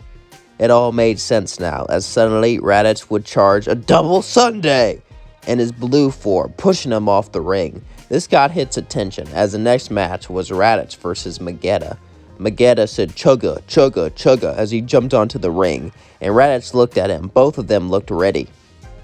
As the match then began, Magetta shot lava after lava at Raditz, but Raditz dodged it all, as Magetta was creating more and more heat for him to pass out. But Raditz didn't know this, as he simply was testing Magetta. However, as time went on, the ring became more and more and more. As the steam rose, Raditz was forced to go into the air, but he began to heat up more and more. Raditz knew he had to finish this off, so he went into his blue mode and went double Sunday. Magetta tried to block it, but he couldn't. As the double Sunday went straight through him, it destroyed the ring, causing Raditz to be the winner. The next match was Raditz versus Hit. Hit jumped down. Raditz smirked and said, "This will be easy. I already defeated your whole team pretty much." Hit says, "Yes, but you didn't fight me." As Hit gave him a serious look, Raditz also gave him a serious look as the battle began. Suddenly, Raditz would feel a sharp pain to his chest. As Hit did a time skip, Raditz fell down to the floor, but he got back up. He felt the pain reeling through his body, but he knew it wasn't over yet. As Hit hit him again and again and again, Raditz would then grab one of his hands, saying, "I did it, I won," but he would just time skip and knock him off the ring. As Raditz was defeated, the next match was Frieza versus Hit. As Frieza stood up on the ring, Hit got ready to battle, but suddenly Frieza would block it. Hit would be shocked. That was impossible. How could he do this? How could he just block it like that? How? Frieza then gave the laugh, says, "I can predict your moves. I see that you skip forward in time, so I predict what you're gonna do, then I block it." Hit would try this a couple more times, but suddenly Frieza wouldn't be able to block it as he says, "I increased my time skip." "You're an interesting fighter, Frieza.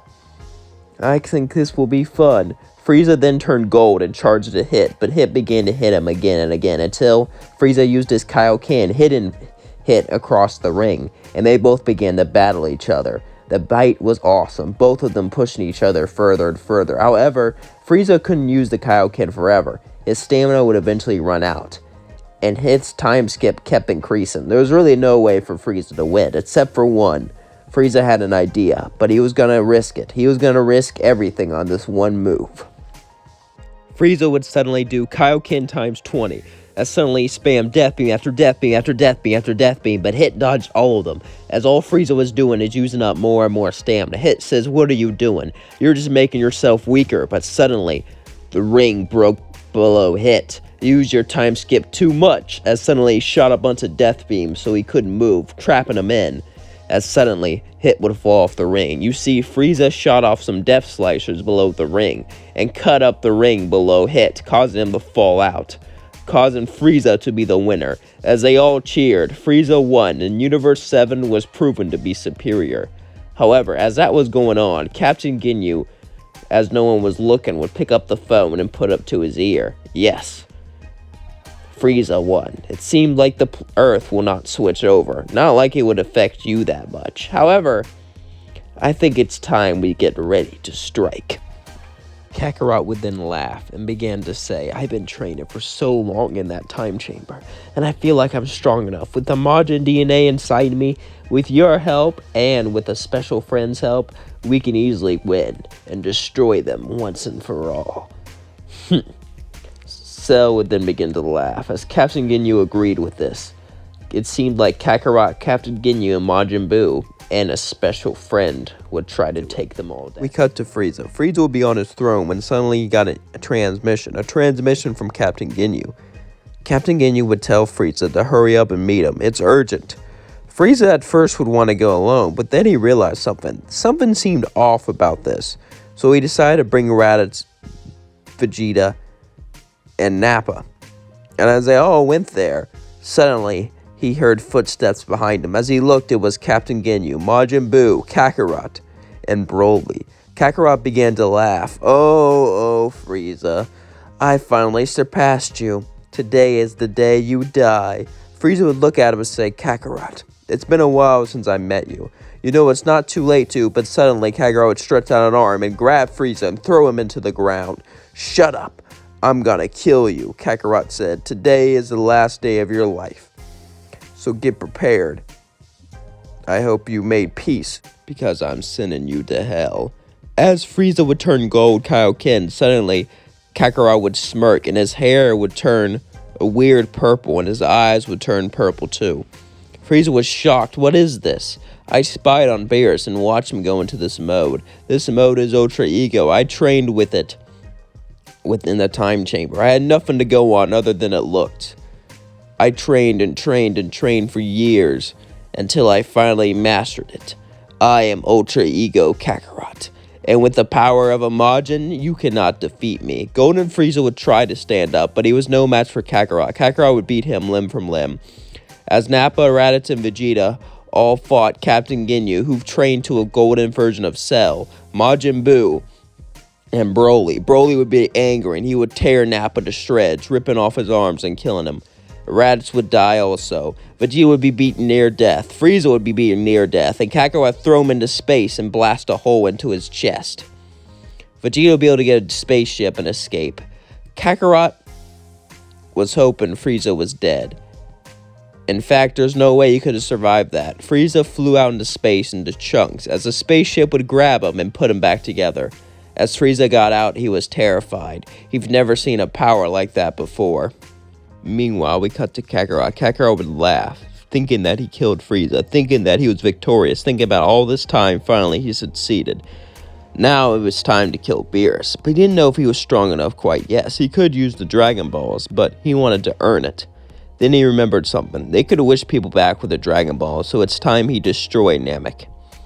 Kakarot and his crew would all get into spaceships and began to fly off to Namek. King Kai would see this and he would begin to warn the Namekians. Namekians would flee from the planet, but not enough, as by the time King Kai realized what was going on, it was mostly too late. As Kakarot went out into space, since he could breathe since he was a Majin now, he looked down on planet Namek and smirked as he charged up a ki blast. "Goodbye, Namek," and he blew it up, destroying the Dragon Balls. The only Dragon Balls that are left are the Super Dragon Balls, and potentially the ones in Universe 6. But Namek was no more. It was destroyed. And there was no way to wish back Nappa and Raditz. They were gone forever. With Namek being destroyed, Frieza would hear about this, and anger felt through his head. Sure, he was angry at Kakarot, but the anger was not at him mostly. It was at himself. How could he be this weak? If he was just a bit stronger, if he was just more prepared, he could have stopped this. But Namek was gone, an entire planet destroyed, and Dragon Ball's gone forever. They'll never be able to wish back people who get hurt. And it's all Frieza's fault. If he was just a bit stronger, he could have stopped all of this.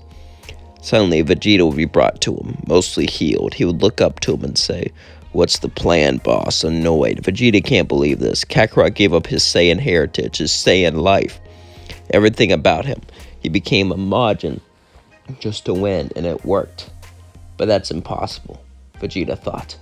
Being a Saiyan is the greatest warrior race in the universe. You can't just give it up and win, right?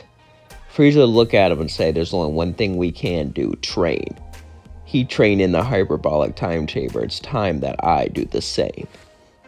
Vegeta said, "Yes, let's train together." Frieza would say, "No, I need you to stay behind." Vegeta was angry. He wanted to get his revenge. He wanted to defeat Kakarot.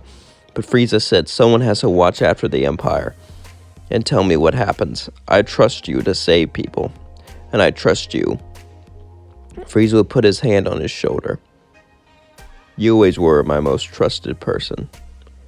You were here with me since the beginning. Ever since you were a kid, I've seen you. And I'm proud of you, Vegeta." Vegeta would actually smile. And he would smirk, saying, "Thank you. You're welcome." As Frieza would then walk into the time chamber and then begin to train with one goal in mind: to surpass Kakarot. He didn't know it was possible. He didn't even know if he could achieve a form beyond gold, but he knew he had to try. So that's what he did. He continued to train for hours on end. Every second in that time chamber was spent training. Frieza nearly starved himself to death again and again, not eating for days, non-stop training. Then he would eat. Each time Frieza got closer and closer and closer, but it felt like he couldn't do anything. Frieza failed his empire. He failed everyone. He wanted to be better than his father. He wanted to protect the universe, but he couldn't. And it was just put in danger again and again. And each time Frieza tried to help, he merely failed. All of his faults, all of his failures began to rise through his head as he began to scream, but suddenly his skin would turn all black, but then it would turn back to gold. Frieza would witness a new form, and this was the form he would have to work for. Frieza would train in that chamber for 10 years. As those 10 years passed, 10 days would pass in the normal timeline, and Vegeta would help citizens run away and relocate them, as Kakarot would create havoc and try to take over Frieza's empire. He nearly already did it, consolidating power within these 10 days. But as the 10 days passed, finally, Frieza would walk out of the time chamber. Vegeta would then look at him and say, "Sir, what happened? Did you?" Frieza would simply look and turn black for a second, then turn back. Frieza would make Vegeta fall to the floor. Vegeta would look up. That power, it's beyond something he's ever experienced in his life. It was so powerful. Frieza knew he was ready, so he flew to his capital planet, where Kakarot now was. Kakarot tried to take the throne from Frieza. Suddenly, Frieza would land, as Kakarot would get up angrily. "So, you're still alive?" "Very well." As suddenly he would stretch out his arm, but then Frieza would appear behind him and blow up half his body. It would regenerate easily, but Kakarot would get angry. Broly, dispose of him. Broly would charge in an angry state, but then Frieza would kick him down, knocking him out. Then he would turn to his black form. Kakarot walked back a bit scared. So did Captain Ginyu, but he knew what to do. Kakarot began to charge a Kamehameha, blasting a massive Kamehameha straight at Frieza. And as it hit Frieza, Captain Ginyu jumped behind him, said, "Change now!" But Frieza merely jumped out of the way, causing the Kamehameha to hit Captain Ginyu, causing him to fall down. He got up and regenerated, but then Frieza would punch him down to the floor. "I need to make sure you don't take my body. I need to get rid of you first." As then he grabbed him and shot Ki straight into his body, making him blow up, no atom left. As he looked at Kakarot, "It's just me and you," he walked up to his black form. Kakarot went into his Ultra Ego state and said, "I refuse to lose to you," as they both began the battle. But as Frieza hit Kakarot, the more powerful he became. The more damage he took, the more strong he became. And he managed to regenerate again and again. Majin Buu also helped him. Majin Buu would throw a part of his body at Frieza, trying to absorb him, but he would turn black, melting it, and he would turn around and blast Majin Buu, destroying him. Frieza would say, "I show no mercy for terrorists. This is my last stand. That's why I'm gonna kill you all, here and now." Kakarot said, "What about Broly?" "Broly's not that bad, you're just manipulating him, but it's over. I don't stand for evil no more. I gave you too many chances, Kakarot. It's time you die, here and now." Kakarot said, "Shut up, I'm not gonna lose." Kakarot would then throw himself at Frieza. He would try every technique he had, turn him big, turn him muscular, turning him into candy, but nothing worked. No matter what he did, Frieza was always stronger. and he began to beat Kakarot up limb from limb. Frieza would say, "It's over, Kakarot. You were a great warrior, but the minute you blew up your planet, you gave up everything, just to become stronger, just become the best. And it was all worthless, because friends and family, that's what makes you stronger." Kakarot would say, "Shut up.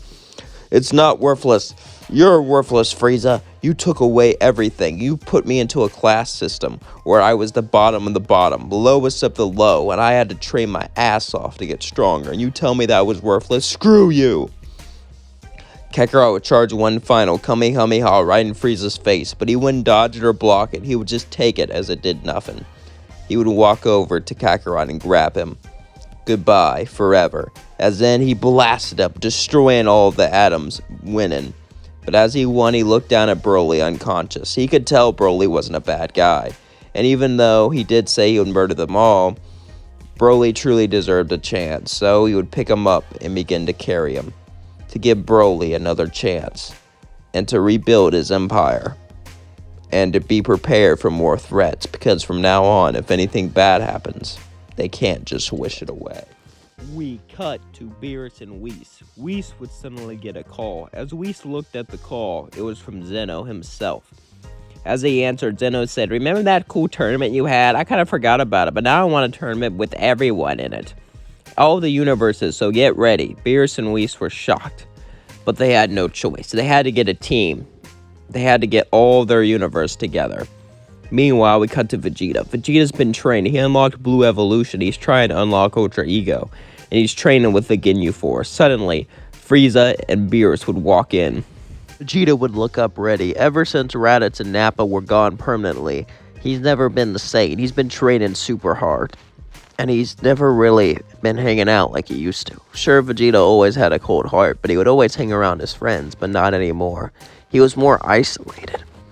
It seems like this loss was deep to him. Frieza would walk up and say, "Hey, we need you for a tournament." He would explain. Vegeta would take the Ginyu Force, minus Captain Ginyu, since, he betrayed him. But they still needed a couple more people, so that's where Broly came in. Frieza would walk up to Broly. As Broly was in his room, Broly was used by his dad, then used by Kakarot. He never really had a choice. Frieza would walk in and say, "Hey." Broly would look up at him and go, "Hey." Broly would look at Frieza. Frieza was the man who spared him, who gave him kindness. He respected him.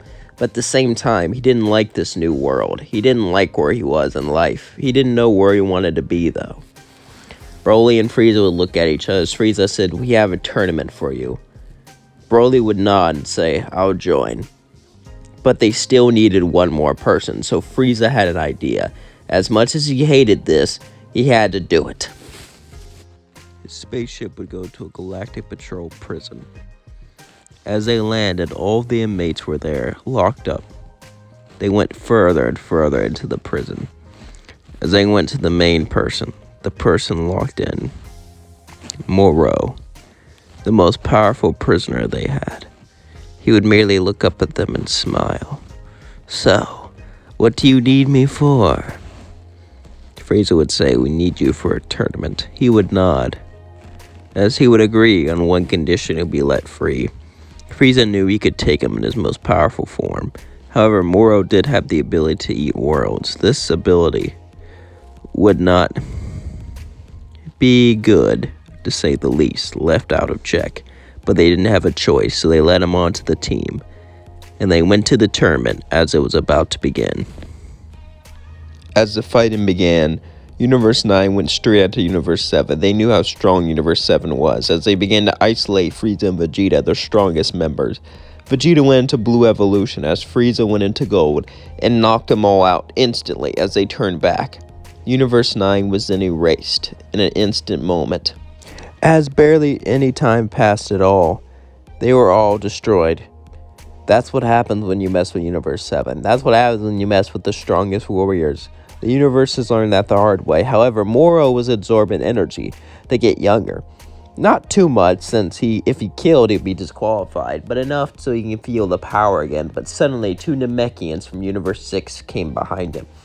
"So, you're the evil one who steals people's energy. We had one of your kind on our universe before. We got rid of him."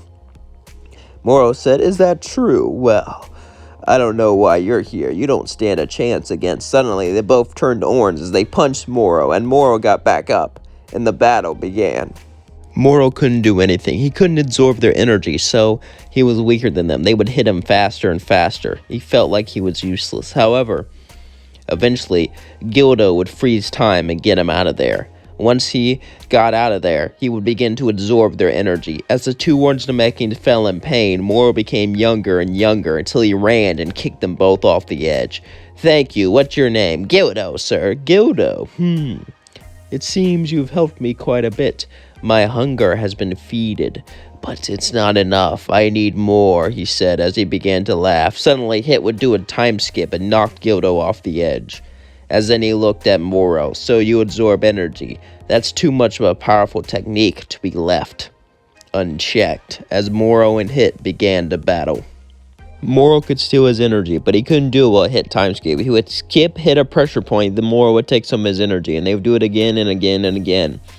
It seemed like they were getting nowhere. Both combatants were getting more and more winded as time went on.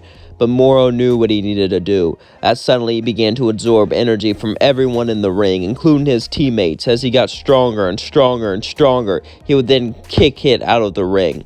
As he began to laugh, the power seemed unlimited. Frieza felt his power draining, but he knew what to do. He yelled at his team to power up with everything they got. As he turned to his black form, Beerus would watch what has happened. No! If that happens, we might get disqualified, but I guess it's the only way. Moro kept getting their energy more and more and more as he got fatter and fatter until he blew up. The explosion was so big it knocked out entire teams off the ring. It was so big it nearly knocked Frieza and Vegeta out as they grabbed onto the ring, barely able to stand. As the dust cleared, the Grand Priest would say in favor of Universe 7 not being eliminated, because even though they killed Moro, it was Moro's choice to steal their energy. So as Moro was dead from his own greed, the battle had to continue. Frieza would go after Jiren, knowing he's the strongest fighter. Jiren and Frieza would battle, as Vegeta and Toppo would battle. Vegeta would go into Blue Evolution State and began to beat up Toppo, but Toppo knew what he had to do. As Toppo looked at him and began to look down, he got a serious face. Toppo would say, it's over. It's time I embrace it. It's time I embrace what makes me strong, what makes me powerful, as suddenly he would go into a god of destruction form, giving up his hope, giving up his justice. Vegeta would turn Ultra Ego and say, you don't have to give up everything you stand for just to reach this. You fool! As they both began the battle, Vegeta began to knock him off the edge. Meanwhile, Dispo was fighting Berta. Dispo would say he's the fastest in the universe, but Berta would say, no, I am, as they would both charge at each other with amazing speeds. They would both hit each other, knocking each other off the edge. As the battle would continue, Frieza would turn to his black form and began to beat up Jiren. Jiren stood no chance. Jiren would get angrier and angrier. How is this possible? I'm supposed to be the strongest in the multiverse. Frieza would say, shut up, Jiren. It's over. Your whole strength, everything you have, you built without people. I am strong because of the people I am with. I am strong because of the people I protect. But you're strong because of selfish reasons. That is why you'll never be as strong as me. Jiren would say, shut up, as he would charge at Frieza, but Frieza would just knock him off the edge, winning. As Jiren was defeated, the rest of the tournament was decided. Universe 7 was pretty much the victor. Nothing they can do could stop that. However, that does not mean that they would go down without a fight. As Kale and Caulifla fused into Kefla, Kefla charged straight at Frieza, but then Vegeta kicked her and said, hey, you're fighting me. She would look at you and say, why would I fight you when I can fight the strongest? Vegeta would say, shut up. Do you know who I am? I am Vegeta, the prince of all Saiyans. I am Vegeta, the mightiest Saiyan warrior. And you stand before me, and you will fight me. As they both began the battle, Kefla was pretty strong, but Vegeta would dodge all of her attacks as he began to slowly charge up an Akai after each attack, after each blast. As Vegeta was charging up the Akai, he appeared right behind Kefla and hit her right in the back, causing her to fall off the edge, making Vegeta victorious. As he breathed heavily, the rest of the 6th universe came after him, Vegeta and Frost. Frost would see Vegeta and turn into his golden form, as he charged right at him as he was weakened. However, suddenly Frost would feel something grab him from behind. It was Frieza, as he turned into his black state. You think that's power, Frost? This is real power. He would throw him into the floor and began to beat him up. This is for cheating last time. Now get off the ring, as he would kick him off the ring. The other universes would all charge the Universe 7. The Ginyu Force wouldn't hold much longer. It was left to Vegeta and Frieza. Even though Frieza and Vegeta lost a lot of stamina, they got this. They held their ground, fighting wave after wave after wave of universes. Vegeta, his entire life, was under Frieza, but Frieza was always kind to him. He was always fair to him, and Vegeta was always fair to him too. It seemed like the duo was gonna win, and they did. They defeated all of the universes. And since Frieza got the most knockouts, he was the winner of the tournament. And as a great mighty Omega Shenron came to Frieza, Frieza would look at him and smile and simply have one wish. He wished for all the universes to be brought back. As they were brought back, the test was revealed and he passed. And finally, all the universes could live in peace and harmony. All the universes can live as one. And Universe 7 truly became peaceful under Frieza. And that's going to leave things off.